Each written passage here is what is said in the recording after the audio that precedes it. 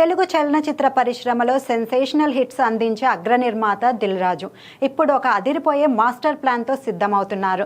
దాదాపు 21 ఏళ్ల క్రితం టాలీవుడ్లో సరికొత్త ప్రేమ కథగా రికార్డులు సృష్టించిన నువ్వొస్తానంటే నేనొద్దంటానా జోడీని మళ్ళీ వెండితెరపైకి తీసుకొచ్చేందుకు రంగం సిద్ధమైంది. ఆ సినిమాలో సిద్ధార్థ్, త్రిషాల కెమిస్ట్రీ అప్పట్లో ఒక ట్రెండ్ సెట్టర్.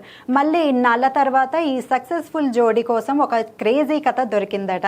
అయితే ఈసారి ఈ సినిమాకు ప్రభుదేవా కాకుండా ఒక యువ దర్శకుడు దర్శకత్వం వహించనున్నట్లు ఇండస్ట్రీ టాక్.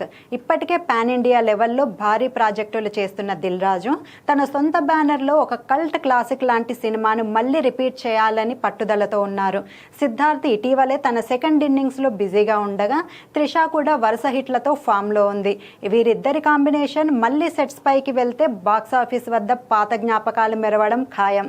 త్వరలోనే దీనిపై అధికారిక ప్రకటన వచ్చే అవకాశం ఉంది. ఈ మ్యాజికల్ కాంబో కోసం అభిమానులు కూడా కళ్ళు కాయలు కాచేలా ఎదురు చూస్తున్నారు.